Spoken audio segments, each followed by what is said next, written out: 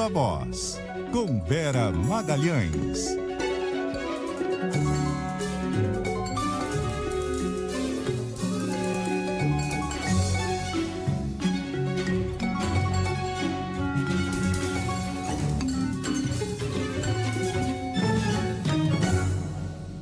Vera. Boa tarde, feliz ano novo, Cássia Sartenberg, ouvintes e todo mundo que nos assiste. Boa tarde, Vera, feliz ano novo. Também não avisaram a Vera dos óculos escuros. Não, né? Não. Ah, era o dia dos óculos escuros? Dia dos óculos, a gente decidiu em cima da hora aqui. Carlos Alberto estava com os dele. Faltou essa comunicação no grupo. O meu tá logo ali do lado. Olha aí. A gente vai conversando e eu pego. Boa. Bom, a matéria principal do Jornal o Globo de hoje é uma entrevista do ministro Fernando Haddad, em que, entre outras coisas, ele faz uma queixa direta ao PT, né? E uma queixa até que ele pega num ponto correto, né? Quer dizer, um ponto adequado, porque ele diz o seguinte: o PT fica comemorando aí, né? O governo Lula foi muito bem, a economia cresceu, mais de 100 milhões de pessoas empregadas e tal. E aí olha e diz pro Fernando Haddad que ele é austericida. Quer dizer, aí ele falou, agora não, né? Exatamente, ele demorou um ano, né, para reagir, Sardenberg, aguentou calado muitas dessas críticas, boicotes mesmo, que o PT fez à política econômica ao longo do primeiro ano de mandato, mas aí acho que o card de Natal foi aquela cereja do panetone que faltava para ele extravasar e dizer que não pode continuar dessa maneira. Eu achei importante porque ele dá a entender que espera que o presidente arbitre esse tipo de crítica e de bombardeio que ele sofreu sistematicamente ao longo do primeiro ano. O que ele diz é isso que você bem pontuou. Como é que pode tudo ter dado certo e você celebrar e o responsável pela maneira como as coisas foram feitas ser chamado de austericida? Então, ele está cobrando que o Lula intervenha de alguma maneira para que isso não prossiga dessa maneira.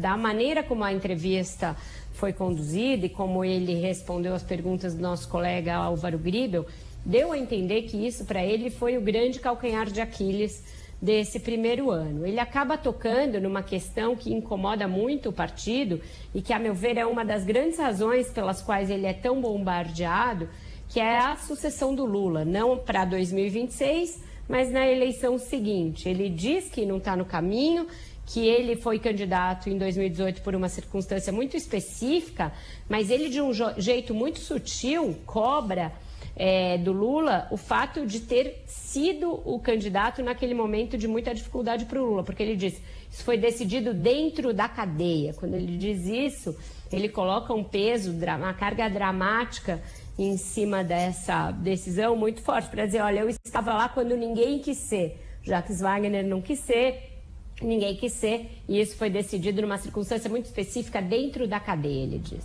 Então, ele está chamando o presidente a vir ao seu socorro para evitar que esse fogo amigo prossiga, né? E, de certo modo, ele reivindica a posição de presidenciável, né? Ele diz que o Lula tem uma circunstância única de ter sido um chefe político importante por 50 anos, ele coloca lá um horizonte de 50 anos, mas diz que para a sucessão dele depois da eleição de 2026, esse é um problema que está colocado, que precisa ser discutido com antecedência, que não pode ser deixado para a reta final. Ele sutilmente diz, não estou nessa fila, mas claramente está, porque até coloca os sucessos como um trunfo a seu favor e essa circunstância de 2018 também. Me chamou a atenção ainda na entrevista o fato dele não atacar de frente um problema que está contratado aí para esses primeiros dias já do ano, que é em relação à MP que ele apresentou já quase na virada, no dia 28, propondo a reoneração gradual da folha de pagamento dos 13 setores que eram beneficiados com a desoneração, revogando a desoneração, mesmo depois do Congresso derrubar o veto do presidente a esse respeito. O Rodrigo Pacheco já deu a entender que pode devolver a MP, o que deflagraria uma crise política, né? Porque fica um jogo de empurra nessa questão.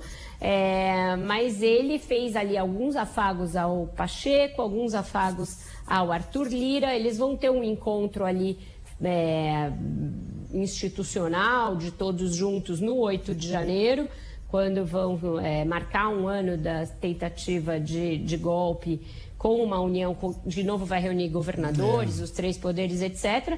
Mas esta crise, mesmo com todo esse congraçamento democrático, aí essa crise está contratada, ela está no horizonte e é algo que pode contribuir para as dificuldades do Haddad para o cumprimento da meta fiscal, caso de fato essa MP seja devolvida sem nem ser analisada. É uma coisa já para agora, mas chama muita atenção, né, Vera, nessa entrevista, nas respostas do ministro, essa questão de ele estar sendo, de certa forma, celebrado por quem poderia ser oposição e sendo atacado dentro da própria legenda, né? Eu acho que essa foi a grande virada desse ano. Eu até escrevi uma coluna a esse respeito. Ele começou como tendo contra si a grande desconfiança dos agentes econômicos, do mercado, do empresariado, e terminou mais ou menos celebrado por esses setores, diminuiu muito a rejeição a ele nesses setores, mas atacadíssimo pelo próprio PT.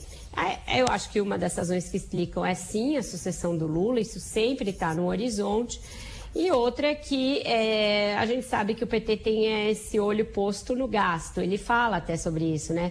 O repórter pergunta, e a questão do gasto que não é enfrentado? Ele diz que, ele meio joga para Simone Tebet, diz isso com o Ministério do Planejamento, mas diz que o gasto vai crescer só até 1,7% esse ano e que isso é menos do que nos anos anteriores. Então também se defende quanto a essa questão. Ele deixa também claro que não está tudo às mil maravilhas com a Casa Civil, diz ali que teve algumas divergências de posicionamento, mas tenta amenizar a crise com o ministro Rui Costa e centrar fogo na direção do PT mesmo.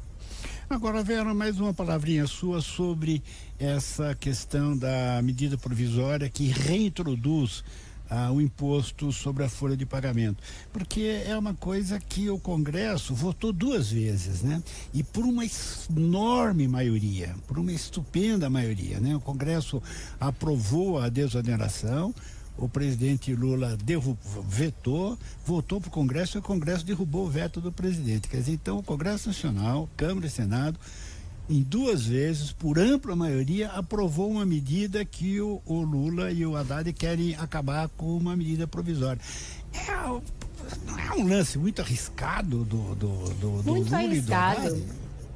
Muito arriscado, o Sardenberg, mas ele parte dessa convicção que ele tem de que isso é inconstitucional, ele acha ineficaz do ponto de vista da geração de emprego, e uma das grandes queixas do governo em relação a isso foi um mecanismo introduzido pelo senador Ângelo Coronel na questão da desoneração e que a Câmara não derrubou porque teria de voltar para o Senado, que é a questão dos municípios, do novo regime fiscal dos municípios. Eles dizem que isso torna a coisa ainda mais inviável e essa é uma das razões da insistência deles. Mas eu acho que é uma insistência arriscada, concordo com você, porque foi, de novo, feita na 1ª hora, assim como o veto também não foi explicado, não foi negociado, e eles correm o risco de ter ali a MP devolvida